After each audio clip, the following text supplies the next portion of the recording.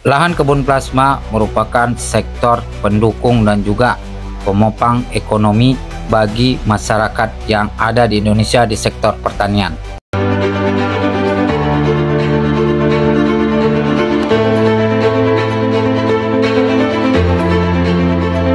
Salam Planter Indonesia, bersama Yopi Perkebunan Mandor seputar info sawit terbaru yang ada di Indonesia. Dengan ketetapan dari anggota Dewan Perwakilan Rakyat Republik Indonesia Nusron Wahid itu tentang bidang ATR dan pertanahan negara agar masyarakat Indonesia mempunyai plasma sebanyak 30%.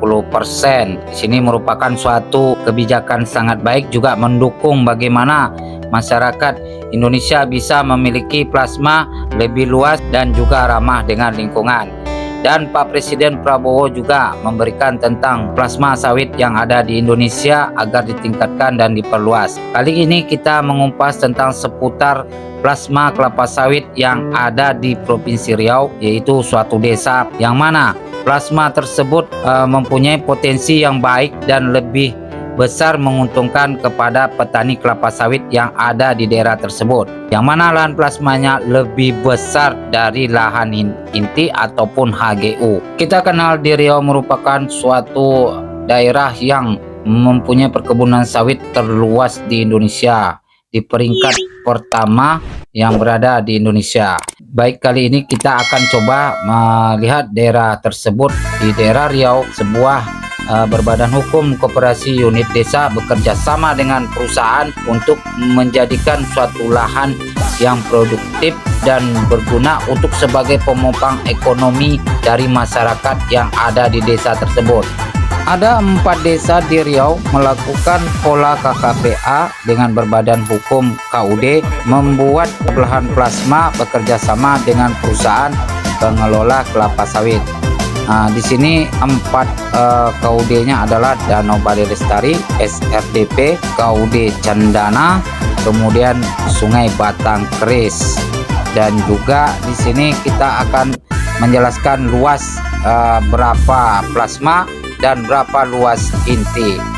Di sini juga dilihat sebagai perbandingan bahwa lahan plasma yang ada di 4 desa ini lebih luas daripada lahan inti perusahaan tersebut yang dikenal dengan HGU. Dalam perhitungan persentasenya dari 100 konsep perjanjian ataupun MOU masyarakat, kepala adat ataupun kepala suku, pemerintah yang ada di situ beserta masyarakat melakukan kerjasama. 65% lahan adalah milik masyarakat tersebut dan 35% lahan inti atau HGU dengan hak guna pakai, bukan jadi hak guna milik untuk selamanya.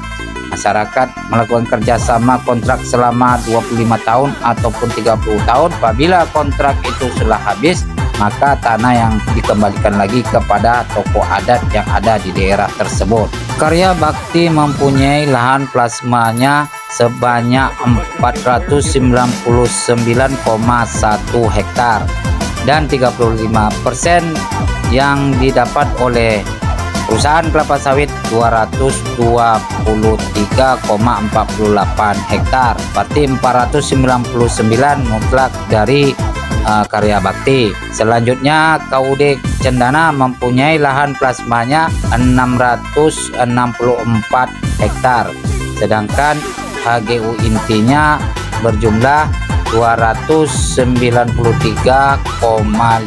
hektar. Kita masuki KUD Sungai Paku sebanyak luas 32 hektar, 87, dan lahan intinya tidak ada karena khusus untuk plasma. Masyarakat meminta hanya untuk plasma saja. Kemudian di sini SRDP ada seluas sekitar 218 hektar dan lahan intinya hanya 11,79 hektar saja. Berarti kita lihat di sini dari 165%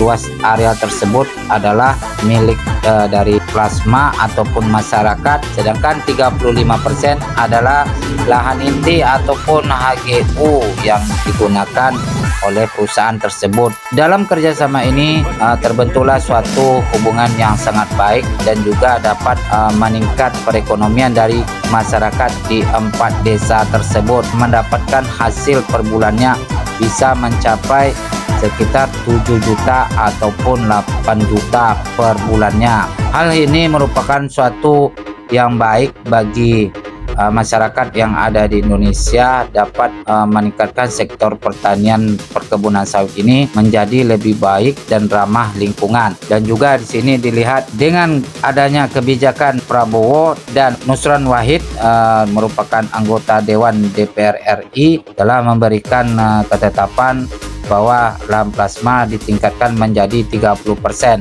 Itu tergantung dari masyarakat dan tokoh adat serta pemerintah yang ada di daerah tersebut. Indonesia merupakan negara agraris yang terbesar juga di dunia, termasuk dari sektor pertanian, yaitu kelapa sawit, juga nomor 1 di dunia pengekspor kelapa sawit. Sini juga Riau termasuk nomor 1 di Indonesia.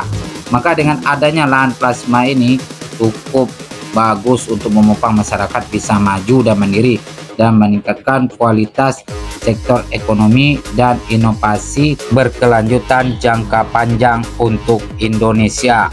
Bersama Yopi Perkebunan Mandor, sampai jumpa.